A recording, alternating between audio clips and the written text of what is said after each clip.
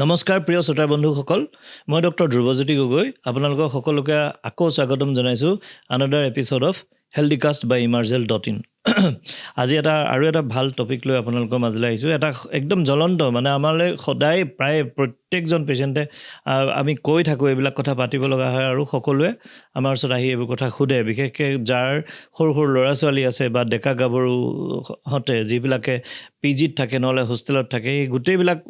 ৰাইজৰ মাজত আমি মানে এই সমস্যাবোৰ দেখি আহিছোঁ, জ্বলন্ত সমস্যা, আৰু এই সমস্যাবোৰ লাহে লাহে দিনক দিনে বাঢ়ি গৈ আছে। তো আজি আহক আমি কথা পাতোঁ যে এই ফাষ্ট ফুড বোলা বস্তুটো একচুৱেলি ভাল নে বেয়া। ফাষ্ট ফুড চবেই খায়, ফাষ্ট ফুড আচলতে ভাল নে বেয়া। তো ষ্টাৰ্ট কৰোঁ। কিবা যদি আপোনালোকৰ আৰু ইয়াৰ ওপৰত কিবা জানিবলৈ থাকে কমেণ্টত জনাব, সেইটো আমি ভিডিঅ' বনাই আপোনালোকক জনাবলৈ চেষ্টা কৰিম। তো ভেৰি ইম্পৰ্টেণ্ট, আজিকালি কেৱল গুৱাহাটীৰ দৰে ডাঙৰ চহৰ নহয়, মই দেখিছোঁ কামৰূপ জিলাৰ সৰু সৰু জেগা, ডিমু, মই তাতো দেখি আহিছোঁ আপোনাৰ মানে গাঁৱৰ ভিতৰতো ফাষ্ট ফুডৰ ষ্টল সৰু সৰু জেগাত, আপাৰ আছামতো দেখিছোঁ সৰু সৰু জেগাত, ৰাজগড় এনেকুৱা সৰু সৰু জেগাত আমি ফাষ্ট ফুডৰ ষ্টল দেখিছোঁ। চব পিনে গোটেই বিয়পি পৰিছে। এতিয়া ফাষ্ট ফুড বুলি ক'লে আমি সাধাৰণতে কোনবোৰ বুজোঁ যে এই ম'ম', ৰোল, চিকেন, চাওমিন বা ফ্ৰাইড ৰাইচ, এনেকুৱা বস্তুবোৰ দেখোঁ, এইবিলাক হৈ গ'ল ফাষ্ট ফুড। এইখিনি কথাই আমি আজি ডিছকাছ কৰিম। কিন্তু তাৰ আগতে এটা কথা কৈ লওঁ যে ফাষ্ট ফুড মানে কেৱল সেইখিনি বস্তুৱে নহয়। একচুৱেলি ফাষ্ট ফুড মানে হৈ গ'ল আপোনাৰ প্ৰচেছড ফুড। প্ৰচেছড ফুড মানে কি? প্ৰচেছড ফুডৰ যিটো অৰ্থ, সেইটো অৰ্থ হ'ল যে প্ৰচেছ ফুডটোত যিটো ফুড হয়, যিটো খাদ্য, সেই খাদ্যটোক নেচাৰেল ফৰ্মত নহয় বা প্ৰাকৃতিকভাৱে তাৰ যিটো ৰূপ, সেইটোতকৈ এটা বেলেগ ৰূপ দি পেলাই খাদ্য হিচাপে তৈয়াৰ কৰা হয়, সেইটো হৈ গ'ল প্ৰচেছড ফুড। নেচাৰেল ফুডটো নহয়। যেনেকৈ আমি এতিয়া ভাতটো জাষ্ট বইল কৰি আমি খাওঁ, দাইলটো বইল কৰি পেলাই খাওঁ, সেইটোত ইমান বেছি অল্টাৰেশ্যন নহয়। কিন্তু তাক যেতিয়া আমি ডাল মাখনি বনাই খাম, তাৰ প্ৰচেছটো বদলি যাব, তাৰ যিটো নেচাৰেল ৰূপ সেইটো বদলি যাব, পোলাও বনাই খাম, তেতিয়াহ'লে তাক কোৱা হ'ব প্ৰচেছড ফুড। ইমানখিনি কনচেপ্ট আপোনালোকৰ ক্লিয়াৰ আছে? এতিয়া প্ৰচেছ ফুডত দুটা টাইপ আছে। আপোনালোকে নেভাবিব যে কেৱল এই যে আমি ম'ম' খাওঁ, ৰোল খাওঁ, চাওমিন খাওঁ, এইবিলাকে ফাষ্ট ফুড বুলি আপোনালোকে নেভাবিব বা প্ৰচেছ ফুড বুলি নেভাবিব। প্ৰচেছ ফুডৰ আৰু এটা পাৰ্ট আছে, সেইটো হৈ গ'ল আপোনাৰ যিটো আমি পেকেটত পাওঁ, যেনেকৈ ভুজিয়া, যেনেকৈ বিস্কিটছ, যেনেকৈ বেকাৰী আইটেম, যেনেকৈ কেক আহে, বিভিন্ন ধৰণৰ কেক, এইবিলাক বস্তু যে কণ্ডিমেণ্টছ, বেলেগ বেলেগ ধৰণৰ মিঠাই এনেকুৱা বস্তুবিলাক আহে, সেইবিলাক হৈ গ'ল আপোনাৰ প্ৰচেছড ফুড। তো প্ৰচেছ ফুডৰ নেক্সট লেভেল এটা আছে, সেইটোক কয় আল্ট্ৰা প্ৰচেছড ফুড, অৰ্থাৎ তাতোতকৈ বেছি প্ৰচেছ কৰা ফুড। আৰু সেই আল্ট্ৰা প্ৰচেছ ফুডৰ কেটেগৰীতহে আহে আপোনাৰ এই ৰাস্তা কিনাৰত যে আমি খাওঁ ৰেষ্টুৰেণ্টে, যিবিলাক আমি চাইনিজ ফুড বা এইটো ফাষ্ট ফুড বুলি কওঁ, সেইখিনিক পাওঁ। বা ইভেন বাৰ্গাৰ, অকল চাইনিজ বুলি নহয়, ইভেন বাৰ্গাৰ, পিজ্জা, এইবিলাক বস্তু আমি পাওঁ। এইবিলাক হৈ গ'ল আপোনাৰ আল্ট্ৰা প্ৰচেছড ফুড। এতিয়া আহি যাওঁ যে আল্ট্ৰা প্ৰচেছড ফুডৰ প্ৰথম আমি কৈ লওঁ যে ইয়াৰ সুবিধা কি। সুবিধা কেইটামান আছে, এইকেইটা আপোনালোকে বুজি পায়। নামটোৱে কৈছে ফাষ্ট ফুড। ফাষ্ট ফুড অৰ্থাৎ আপুনি ফটকৈ পাই গ'ল। 2 নম্বৰ কথা, ইজিলি এভেইলেবল। মই ক'লোঁ যে কামৰূপ জিলাৰ গাঁৱৰ ভিতৰত মই দেখিছোঁ, আপাৰ আছামত গাঁৱৰ ভিতৰত দেখিছোঁ, তাৰমানে গোটেই গাঁৱে ভূঞে আজিকালি ফাষ্ট ফুডৰ একদম বেহা হৈ গৈছে। প্ৰত্যেকখন আপুনি দেখিব, ওচৰত যদি ঘৰৰ ওচৰত গ্ৰন্থমেলা হৈছে, ক'ৰবাত এখন এক্সপ' হৈছে, বিহু মেলা হৈছে, যিকোনো সভা সমিতি যিয়ে নহওক, সভা হওক, চবতে দেখিব আপুনি এখন ষ্টল থাকিব, তাত এই প্ৰচেছ ফুড বা ফাষ্ট ফুডৰ ষ্টল থাকে। গতিকে ইজিলি এভেইলেবল, সেইটো এটা এডভান্টেজ। 2 নম্বৰ কথা, মানুহ বেছিকেলি এটা এলেহুৱা জীৱৰ ভিতৰত পৰে মানুহটো। গতিকে এই মানুহৰ যিটো এলাহ, সেইটো মানে আপোনাৰ সেইটো কাৰণে আপোনাৰ এই ফাষ্ট ফুডটো বহুত কামত আহে। যে ৰাতি ভাত বনাব মন যোৱা নাই, ফ্ৰাইড ৰাইচকে কিনি লৈ আহোঁ আজি, এনেকুৱা ধৰণৰ সুবিধাবিলাক হয়, ইজিলি এভেইলেবল। আৰু তৃতীয় কথা হৈ গ'ল কি, যিহেতু মাছ কোৱান্টিটিত বনাই থাকে, ঢেৰ বস্তু বনাই থাকে, গতিকে তাৰ দাম কম। এইখিনিয়ে মেইনলি তাৰ সুবিধা। আৰু সোৱাদ খুব ভাল, এইটো কাৰণে স্পাইচ দিয়া হয়। আৰু কিছুমান আৰ্টিফিচিয়েল স্পাইচ যেনেকৈ আজিনোমোটো, এনেকুৱা ধৰণৰ বস্তুবিলাক দিয়া হয়, সেইবিলাক খুব এডিক্টিভ হয়, মানে খাবলৈ খুব ভাল লাগে। আৰু সেইটো কাৰণে মানুহে ফাষ্টফুডৰ প্ৰেমত পৰে। কোনো এখন এনেকুৱা ষ্টল নাই য'ত ফাষ্টফুডত মানে আজিনোমোটো মিলোৱা নহয়। গতিকে সেইটো কাৰণে সোৱাদ খুব ভাল। এই গোটেইখিনি বস্তুৰ কাৰণে আপুনি ইভেন চাব যে সৰু ল'ৰা ছোৱালীৰ পৰা আৰম্ভ কৰি একদম বয়সীয়ালৈকে বা আমাৰ নিচিনা কাম কৰা এক্টিভ মানুহবোৰলৈকে সকলোৱে মাথোন ফাষ্টফুড খায়। ফাষ্টফুডৰ আৰু এটা এডভান্টেজ হৈ গ'ল কি, আপুনি ছাপ'জ আপুনি ক'ৰবাত কাম কৰে, আপুনি ডিউটি আৱাৰ্ছত, আজি ৰাতিপুৱা আহোঁতে আপুনি টিফিন আনিব নোৱাৰিলে, আনিব থাকি গ'ল, সময় নাপালে, তেনেকুৱা ক্ষেত্ৰত আপুনি আজিকালিতো এপবিলাক ওলাইছে, এপবিলাকো আৰু ফাষ্ট, ফাষ্ট ফুডক আৰু ফাষ্টাৰ বনাইছে এই এপবিলাকে এই এপবিলাকত যেতিয়া জমেট' ছুইগি ব্লিংকিট কিবা কিবি আছে নহয় সেইবিলাকত আপুনি যেতিয়া অৰ্ডাৰ কৰিব একদম খানা একদম পটাপট আহি যায় ত' fast food is more faster now it is ত' এতিয়া আমি আহি যাওঁ ইয়াৰ ডিছএডভান্টেজ কি আছে আচ্ছা ডিছএডভান্টেজ যোৱাৰ আগতে আপোনালোকে সকলোৱে বুজি পায় বা দেখিছে ওচৰৰ পৰা নিশ্চয় বনাই থকা আপোনালোকে চাইছে এই ফাষ্ট ফুডটো কেনেকৈ বনোৱা হয় ফাষ্ট ফুডত বেছিভাগ আইটেম আপোনাৰ যিখিনি বনোৱা হয় সেইখিনি গোটেই ময়দাৰ পৰা ডিৰাইভ কৰা হয় ময়দা এতিয়া ময়দাৰ পৰা কেলৈ ডিৰাইভ কৰা হয় কাৰণ ময়দাৰ পৰা বস্তুটো বনাবলৈ সহজ তাৰ যিটো দাও বা যিটো আমি মঠাৰ পিছত আটা বা ময়দাটো যেনেকুৱা কোমল এটা লাডু বনাওঁ সেই লাডুটো বেছি কোমল হয় আৰু সি পটককৈ ভাগি নাযায় এনেকুৱা কিছুমান সুবিধাৰ কাৰণে সাধাৰণতে বা তাক প্ৰচেছ কৰিবলৈ সুবিধা সেইটো কাৰণে সেই যে বস্তুটো ভাগি নাযায় লাডুটো সেইটো কাৰণে এনেকুৱা প্ৰেছত ভৰাই পেলাই যেতিয়া হেৰি কৰে তলেদি দীঘলকৈ আপোনাৰ চাওমিন ওলাব বা ময়দাটো ভাজ কৰি সেই ম'ম'টো পিঠাটো পকাই পেলাই সেইবিলাক কৰিবলৈ উজু হয় বেকিং কৰিবলৈ ময়দাৰ পৰা সহজ হয় বেকিং পাউডাৰ দিলে খুব ধুনীয়াকৈ ফুলি উঠে এই ব্ৰেডটো বনাবলৈ বা কেকটো বনাবলৈ এইবিলাকত ময়দাৰ ইউজ বেছিকৈ হয় এতিয়া maida is again a processed food ময়দাটো হৈ গ'ল আপোনাৰ আটা যে আটাৰে বেছি গুড়ি কৰি দিলে আটাটোক এইটো হৈ যায় ময়দা এতিয়া তাৰ পিছৰ কথাখিনি মই নেক্সট ক'ম এতিয়া আৰু দ্বিতীয় আমি প্ৰচেছটোলৈ আহোঁ প্ৰথমটো ক'লোঁ যে বেছিভাগ ফাষ্টফুড কিহেৰে বনোৱা হয় ময়দাৰে বনোৱা হয় দ্বিতীয় প্ৰচেছ কেনেকৈ বনোৱা হয় ফাষ্টফুডটো আপোনালোকে চাব যে হেতা এখনত লৈ টাৱা এখনত লৈ বা এটা এনেকুৱা বেচিন মানে অইল বেচিন এটা লৈ পেলাই তাতে ডুবাই ডিপ ফ্ৰাই কৰি বনোৱা হয় নহ'লে বা একদম এক্সেচিভ গৰম হৈ থকা এখন টেৱাত মানে খৰখৰকৈ বনোৱা হয় তাই খৰখৰকৈ বনাওঁতে দেখিবা কিছুমান বস্তু কিছুমান জেগাত সিহঁতি জ্বলি যায় কিন্তু সিহঁতি পাত্তা নিদিয়ে একদম খৰখৰকৈ মাৰি থাকিব আপোনাৰ পিঁয়াজ জ্বলি যায় কিবা জ্বলি যায় কিন্তু তেনেকৈ বনাই পেলাই আপোনাক ছাৰ্ভ কৰি দি দিব that is called fast food তো প্ৰচেছটো হৈ গ'ল যে ডিপ ফ্ৰাই কৰে আৰু নতুবা খুব বেছি গৰম হৈ থকা টাৱাত সেই বস্তুটো কৰে আৰু তৃতীয় কথা সেই যে টাৱাখন আছে সেই টাৱাখনত আগৰ তেল লাগি আছে কিন্তু সিহঁতি প্ৰতিবাৰতে ধুই নাথাকে তো আগৰ তেল লাগি আছে আকৌ নতুনকৈ তাত তেল দিয়ে তাৰ ওপৰতে আকৌ ভাজি দিয়ে চ' এনেকৈ বনায় তৃতীয় হৈ গ'ল ইয়াত কিছুমান আৰ্টিফিচিয়েল ফ্লেভাৰ ইউজ কৰে স্পাইচ ইউজ কৰে যেনেকৈ আজিনোমোটোটো ইমান বেছি এটা তাৰ এটা এডিকশ্যন আছে ইমান এটা সোৱাদ আছে যে আজিনোমোটোৰ যেতিয়া এটা খাদ্যত দিয়া হয় মানুহে ইমান ভাল পায় আকৌ বাৰ বাৰ খাব খোজে তো ফাষ্ট ফুডৰ যিটো এডিকশ্যন সেইটো বাঢ়ি যায় খাই ভাল লাগে সোৱাদ ভাল সেইটো কাৰণে এনেকুৱা আৰ্টিফিচিয়েল স্পাইচবোৰৰ কাৰণেও ফাষ্ট ফুডটোৰ কিছুমান ডিছএডভান্টেজ আছে সেইটো মই ইয়াৰ পিছৰ পৰ্যায়ত ক'ম চতুৰ্থ হৈ গ'ল চাইনিজ ফুড বুলি ক'লে আপোনালোকে যেতিয়া বস্তুটো বনাই থাকে যে ফ্ৰাইড ৰাইচেই হওক বা চাওমিনেই হওক লাষ্টত দেখিব এনেকৈ হেতাখনে এক চকুলা এনেকৈ মাৰি পেলাই আপোনাৰ হেৰি দি দিয়ে মানে হোৱাইট ভিনেগাৰ যিটো আমাৰ হোৱাইট ভিনেগাৰটো এনেকৈ ছটিয়াই দিয়ে সেইটো মিলাই দিয়ে তেতিয়া এটা টেংগি অকণমান মানে টেঙা ভাৱ এটা আহে খাদ্যটোত আৰু সেইটোও মানুহে এনজয় কৰে লগতে জলকীয়াৰ লগত সেই বস্তুটো মানুহে এনজয় কৰে খাবলৈ ভাল হয় তো এইবিলাকে স্পাইচ ইউজ কৰা হয় যিটো কাৰণে খাদ্যটো ভাল হয় এতিয়া আমি আহি যাওঁ এতিয়া ইয়াৰ পৰা ঘটনা কি ঘটে এতিয়া মই প্ৰথম ইনগ্ৰেডিয়েণ্ট আছিলে আপোনাৰ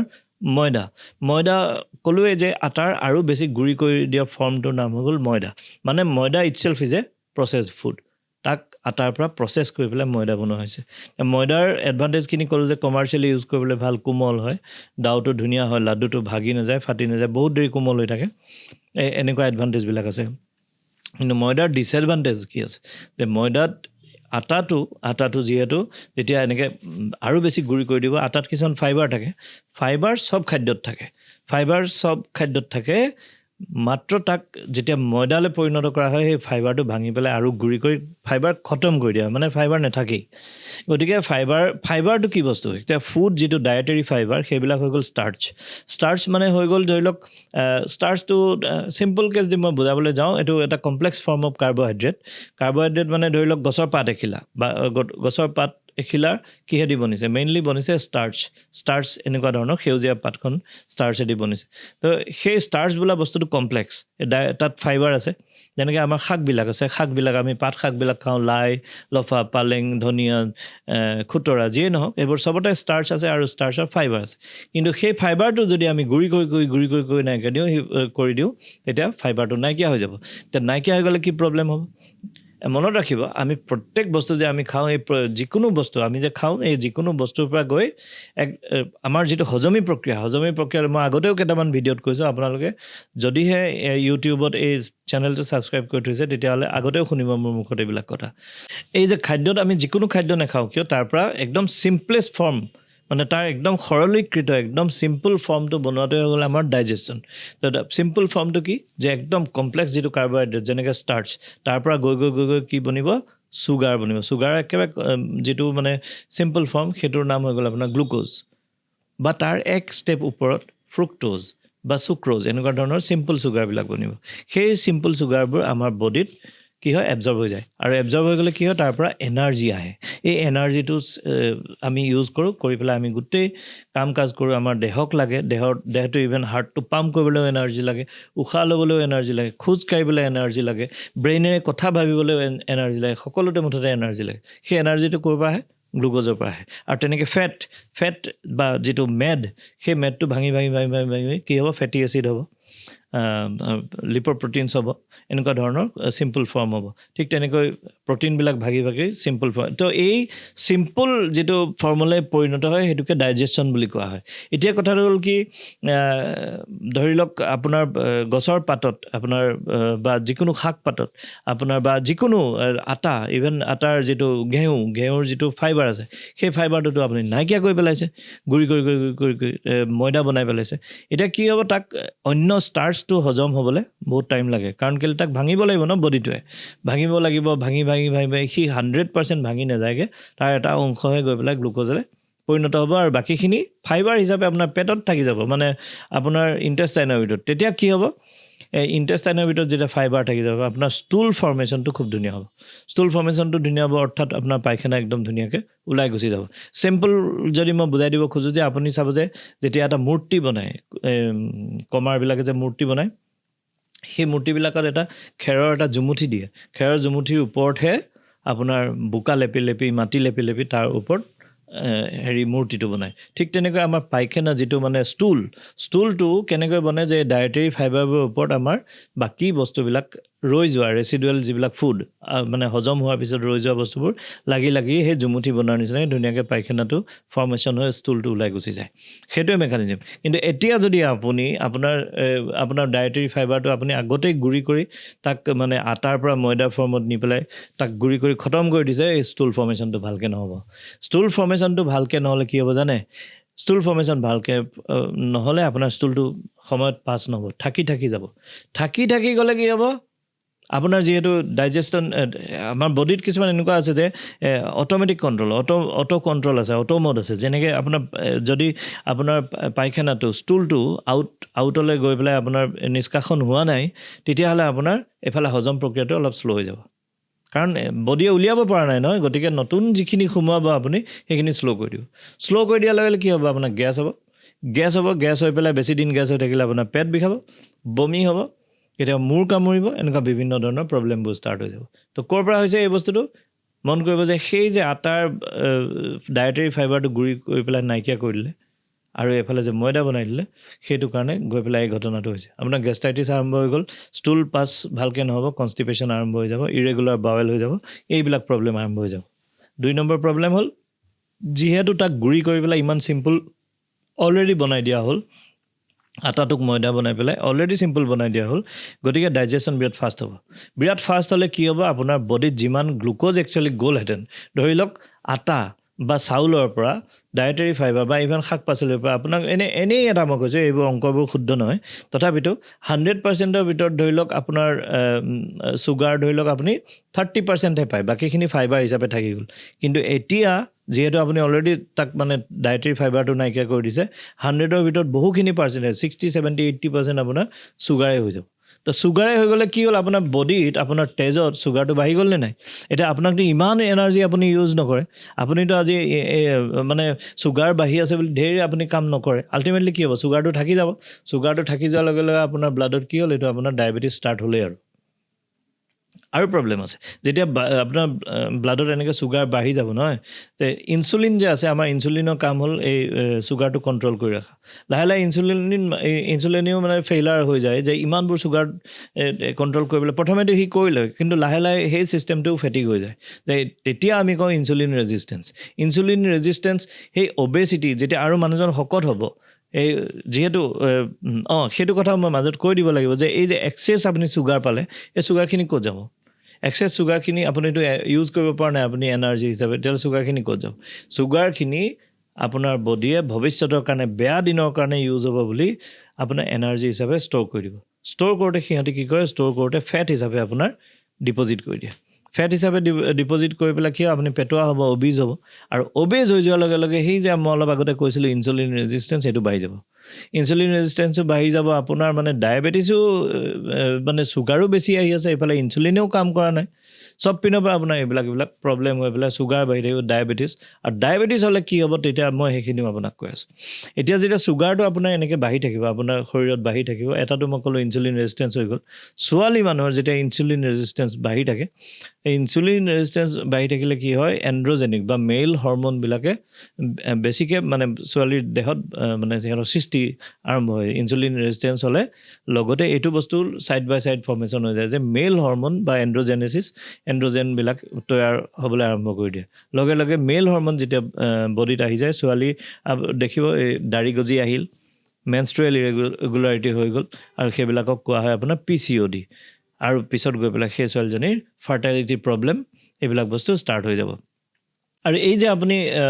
মই ক'লোঁ যে যিখিনি মানে আপোনাৰ এক্সট্ৰা এনাৰ্জি ফেট হিচাপে ডিপ'জিট হৈ গ'ল তাৰে কিছুমান অংশ আমাৰ লিভাৰ বুলি যে অংগটো আছে এই লিভাৰে এইখিনি কি কৰিব কলেষ্টৰললৈ মানে পৰিৱৰ্তন কৰি দিয়ে আৰু কৰি পেলাই সি ষ্ট'ৰ কৰি দিয়ে কলেষ্টৰল ক'ত ষ্ট'ৰ হৈ যায় লিভাৰতে ষ্ট'ৰ হৈ যায় সেইটোক কয় fatty change of liver fatty change চবেই শুনিছে লিভাৰ ফেটি চেঞ্জ হৈছে বেছি ডাঙৰ কথা নহয় ডাঙৰ কথা হয় fatty change of liver is a big thing আপুনি হেৰি নকৰিব ফেটি চেঞ্জটো তাৰ ভিতৰতে মানে বাঢ়ি আপুনি গমেই নাপাব সি আপোনাক পেইনো নকৰে একো নকৰে সি তেনেকৈ বাঢ়ি ফেটি চেঞ্জটো যেতিয়া বাঢ়ি যাব এটা সময়ত লিভাৰটো বেয়া হৈ যাব আমি ইয়াত নিজেই পাই আছোঁ বহুত মানুহক মই পাইছোঁ ইভেন মৃত্যু পৰ্যন্ত দেখিছোঁ যে প্ৰথমে লিভাৰ ফেটি চেঞ্জ কিন্তু ইগন'ৰ কৰোঁতে মহিলা যিহেতু মতা মানুহ ঠিক আছে মতা মানুহে বোলে এলকহল খায় মদটো এৰাই দিলে লিভাৰ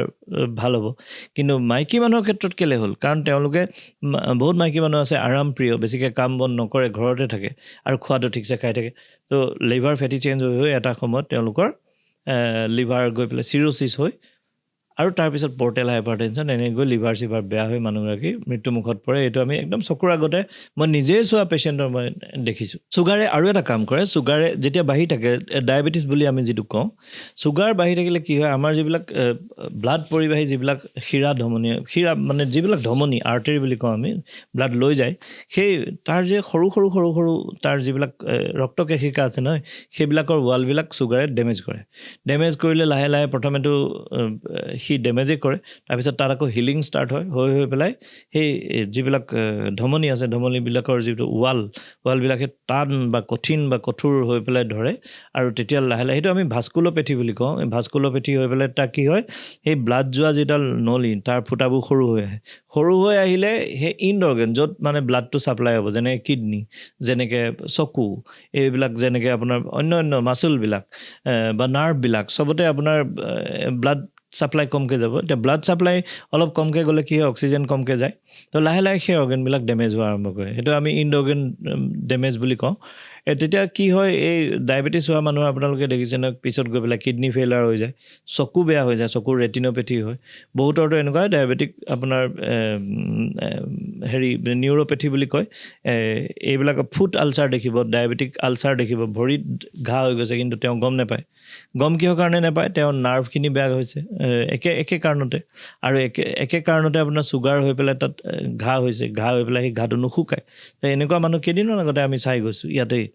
তো গমেই নাপায় চুগাৰৰ টেষ্ট নকৰে তো চাওক আপুনি কিমান এটা বস্তু এতিয়া আৰম্ভ কৰাৰ পৰা হৈছিল আপুনি প্ৰচেছ ফুডৰ পৰা আৰম্ভ হৈছিল প্ৰচেছ ফুড যিয়ে নাম নহওক আজি মই ফাষ্ট ফুডৰ ওপৰত ডিছকাছ কৰিছোঁ বাৰু কিন্তু প্ৰচেছ ফুডত কি হয় আপুনি সেই প্ৰচেছ ফুডটো খোৱাৰ পৰা আৰম্ভ হৈ প্ৰথমে আপোনাৰ চুগাৰ বাঢ়ি গ'ল চুগাৰ বঢ়াৰ পৰা গৈ পেলাই কিমান ঘটনা হৈ গ'ল দেখিছে আপুনি 2 নম্বৰ এই যে মই কৈছিলোঁ যে ডিপ ফ্ৰাই কৰে যিখন বাচনত সিহঁতে তেল থাকে তাতে ডুবাই ডুবাই ভাজে বা আগতে এক্সেচিভ গৰম হৈ থাকে এতিয়া কি হয় সেইটোত আৰু এটা প্ৰচেছ আছে তাত কি হয় যেতিয়া খুব বেছি গৰম হৈ থাকে তেলটো আপোনালোকে খুব বেছি এইটো নেচাৰেলি আপুনি গম পাইছে খুব বেছি যদি গৰম হৈ থাকে কি হ'ব লাহে লাহে সেইটো বাষ্পীভৱন হৈ গৈ গৈ গৈ গৈ বস্তুটো ডাঠ হৈ গৈ থাকিব ডাঠ হৈ গৈ পেলাই অলপ ধৰি লওক প্ৰথমে ধৰি লওক তেল আছিলে নহয় পিছলৈ গৈ সেইটো অলপ ঘিউ নিচিনা অলপ ডাঠ হ'ল সেই যেতিয়া সেই বস্তুটো ফৰ্ম হয় এইটো কোৱা হয় ট্ৰেন্স ফেটটোত আপোনাৰ বেড ফেট অৰ্থাৎ আমি লিপ'প্ৰ'টিন ল' ডেনচিটি লিপ'প্ৰ'টিন LDL VLDL এইবিলাক বস্তু থাকে তাত কলেষ্ট্ৰল বাৰু আমাৰ লিভাৰে বনাই লয় বেছিকৈ কিন্তু কলেষ্ট্ৰলো থাকে তো এই বেয়া যিখিনি ফেট সেইবিলাক সৃষ্টি হোৱা আৰম্ভ হয় ট্ৰেন্স ফেটৰ পৰা এতিয়া আপুনি যেতিয়া এই তেনেকুৱা ধৰণৰ বাৰ ভজা এইবোৰ তেল আপুনি ইউজ কৰিব তাত ট্ৰেন্স ফেট বহুত বেছি থাকিব আৰু সেইবিলাকে গৈ পেলাই আপোনাৰ সেই কলেষ্ট্ৰল ডিপজিট কেৱল লিভাৰত নহয় সেইটো ব্লাড ভেচেলবিলাকতো হয় ব্লাড ভেচেলবিলাকত যেতিয়া জমা হ'ব কি হ'ব ক'লোৱেই যে ব্লাড ভেচেলবিলাকৰ ফুটাটো বা যিটো তাৰ পৰিবাহী যিটো নলী সেইটো সৰু হৈ যাব সৰু হৈ গ'লে ক'লো কিডনি ডেমেজ হয় চকু ডেমেজ হয় ইভেন হাৰ্টত যেতিয়া হাৰ্টৰ 3ডাল ভেচেল আছে 3ডাল আৰ্টাৰীদি হাৰ্টত ব্লাড যায় সেইকেইডাল যেতিয়া সৰু হৈ আহে তেতিয়া হাৰ্ট এটেক ষ্টাৰ্ট হয় এই গোটেই বস্তু ক'ৰ পৰা আৰম্ভ হৈছে চাওক চুগাৰ যে বেছি হ'ল আপোনাৰ তাত বেছিকৈ আপুনি চুগাৰ খোৱা আৰম্ভ কৰিলে বা আপুনি একদম চিম্পল ফৰ্ম বা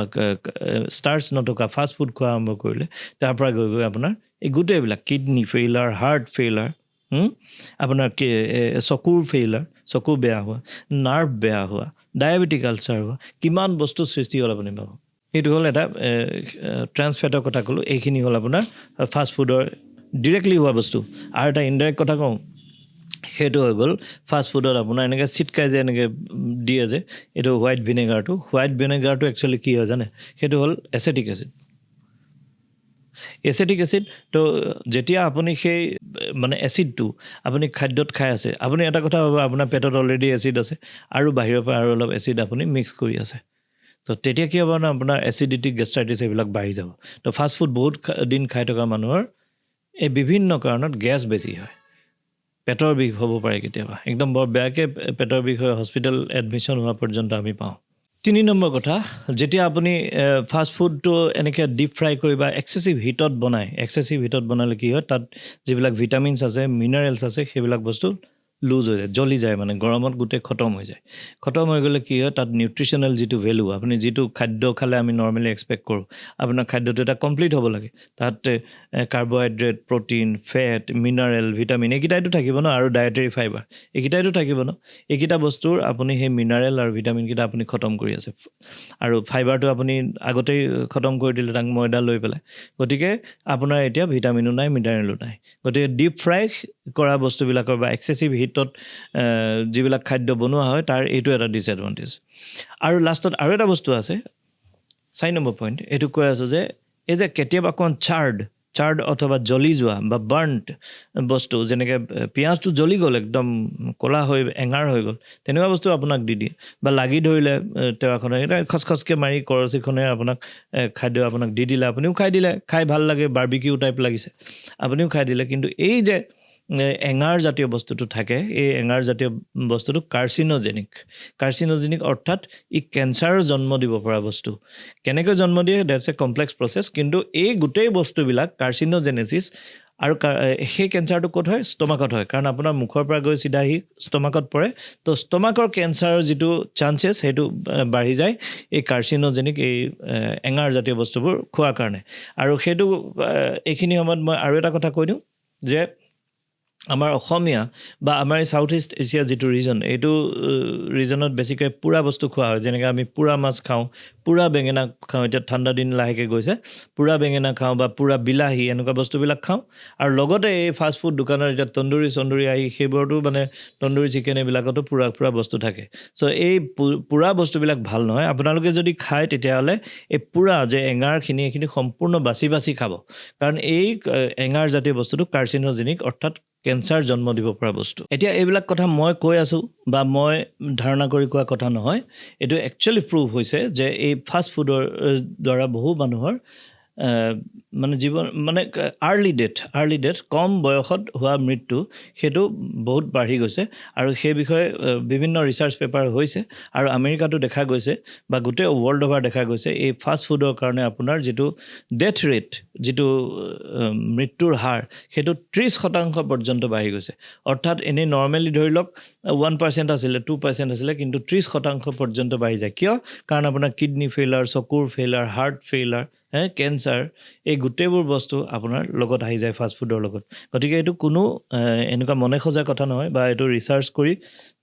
পেপাৰ পাব্লিছ হৈছে আৰু এইটো কোৱা হৈছে যে ইউএছত এই মেকডোনাল্ড জাতীয় চেইনবিলাক যেতিয়া আহিছে সেই চেইনবিলাকৰ পৰা এই হাৰ্ট এটেক এইবিলাকৰ পৰিমাণটো 30% পৰ্যন্ত বাঢ়ি গৈছে গতিকে সকলোকে সাৱধান কৰি দিলোঁ তেতিয়াহ'লে অল্টাৰনেটিভ কি অল্টাৰনেটিভতো লাগিব আপুনি ফাষ্ট ফুড নাখায় বাৰু অল্টাৰনেটিভ হ'ল হোম কুকড ফুড অৰ্থাৎ ঘৰত বনোৱা খাদ্য খাব একদম খোজ থাকক কোনো বেমাৰ নহয় ইয়াৰ পিছত আৰু এটা ভিডিঅ' মই লৈ আহিম মই কৈ আছোঁ যে মই আজি কৈ দিওঁ যে অসমীয়া আমাৰ যিটো খাদ্য বা খাদ্য অভ্যাস সেইটো one of the best in the world কিহৰ কাৰণে বেষ্ট সেইটো বিষয়ে মই আৰু এটা নেক্সট ভিডিঅ' বা অন্য দিনা মই আপোনালোকৰ লগত কথা পাতিম তো যদি এতিয়ালৈকে ভিডিঅ'টো চাই আছে তেতিয়াহ'লে এটা লাইক বা ছাবস্ক্ৰাইব কিবা এটা কৰি দিব ইউটিউবত যদি চাইছে আপুনি বিৰাট ভাল ইউটিউবত চালে কি হয় আপুনি ছাবস্ক্ৰাইব কৰি থ'লে ইয়াৰ আগৰ ভিডিঅ'বোৰ চাব পাৰিব যদি ফেচবুকত চাই আছে তেতিয়াহ'লে মষ্ট ৱেলকাম আপুনি পেজটো ফ'ল' কৰি ল'লে কি হ'ব ইয়াৰ পিছত এটাকৈ ভিডিঅ' চাই থাকিব পাৰিব কিন্তু ইউটিউবত এটাই আপোনাৰ লাভ হ'ব যে আগৰ ভিডিঅ' আপুনি নিজৰ ইচ্ছামতে স্ক্ৰল কৰি পেলাই চাব পাৰিব ডেট ইজ দ্য এডভান্টেজ এইখিনি কথাই ক'লোঁ আমাৰ উদ্দেশ্য হ'ল আপোনালোকৰ স্বাস্থ্য সজাগতা বৃদ্ধি কৰা কাৰণ স্বাস্থ্য সজাগতা বৃদ্ধি হ'লে আপোনালোকৰ স্বাস্থ্য সম্পৰ্কীয় খৰচ কমি যাব আৰু www.emergehealth.in আমাৰ আটাইতকৈ একমাত্ৰ আৰু প্ৰধান যিটো আমাৰ উদ্দেশ্য সেইটো হ'ল ৰাইজৰ কাৰণে প্ৰাইভেটত হেল্থ কেয়াৰ খৰচটো কমোৱা বিশেষকৈ মধ্যবিত্ত যি শ্ৰেণী আমাৰ অসমীয়া যে আপুনি বা আমি যে বহি আছোঁ আমি উই কনচিডাৰ আওৰছেলফ এজ মিডল ক্লাছ আমাৰ ওচৰত ঢেৰ পইচাও নাই নতুবা আমি একেবাৰে নোৱাৰাও নহয় এই মানুহখিনিক হেল্প কৰিবৰ কাৰণে emergel.in জন্ম হৈছে প্ৰতিটো ব্লাড টেষ্ট প্ৰতিটো আপোনাৰ ইমেজিং যেনেকৈ আল্ট্ৰাছাউণ্ড চিটি স্কেন এমআৰআই বা প্ৰতিটো অপাৰেশ্যন প্ৰতিটো ডেলিভাৰী আমি কম খৰচত আপোনালোকক কৰাই দিম মাত্ৰ এটাই কণ্ডিশ্যন আপোনালোকে অনলাইন বুক কৰিব লাগিব এতিয়া অনলাইন বুলি কওঁতে ইয়াত এটা কথা আছে যে চবে অনলাইন বুক কৰিব নাজানে বা প্ৰথমে কি কৰোঁ কি নকৰোঁ লাগে তেনেক্ষেত্ৰত একদম চিম্পল আমিও বুজোঁ আপোনালোকে নতুন অনলাইন এডপ্ট কৰি আছে তো আমাক ফোন কৰিব ফোন নম্বৰ আমি দি দিছোঁ 7099033238 এই নম্বৰটোত কল কৰিব আৰু যদি কিবা কাৰণে এই নম্বৰটো নাপায় তেতিয়াহ'লে 8011410950 মোৰ লগত কথা পাতিব বিচাৰিলোঁ এই ফোন নম্বৰকেইটা ফোন কৰি কথা পাতিব পাৰিব আৰু সকলোকে অনুৰোধ জনাওঁ যে আপুনি যদি আপোনাৰ স্বাস্থ্য সম্পৰ্কীয় খৰচ কমাব বিচাৰিছে তেতিয়াহ'লে বাৰ্ষিক এটা হেল্থ চেকআপ কৰাৰ আপুনি অভ্যাস বনাই লওক আমাৰ ওচৰত আছে বহুত কম খৰচত আপুনি প্ৰায় 21-22 হাজাৰ টকাৰ মানে টেষ্ট আমি মাত্ৰ 3999 অৰ্থাৎ 4,000 টকাত কৰি দি আছোঁ গোটেই অসমৰ পৰা মানুহ আহিছে আপাৰ আছাম লোৱাৰ আছাম একদম অসমৰ সীমামূৰীয়া জেগা যেনেকৈ বিলাসীপাৰা তামোলপুৰ সোণাৰী চৰাইদেউ তেনেকুৱাৰ পৰা মানুহ আহিছে আপোনালোকো আহক কোনেও হেৰি নকৰিব এইটো এটা খুব পজিটিভ মুভ হয় আপুনি আপোনাৰ কাৰণে খৰচ কৰি আছে আপোনাৰ স্বাস্থ্য ভাল ৰাখিবৰ কাৰণে আৰু কম খৰচত তাতকৈ আৰু বেটাৰ কি হ'ব পাৰে তো আজিলৈ আহোঁ ইয়াৰ পিছত আৰু এটা এপিছডত পুনৰ লগ পাম ধন্যবাদ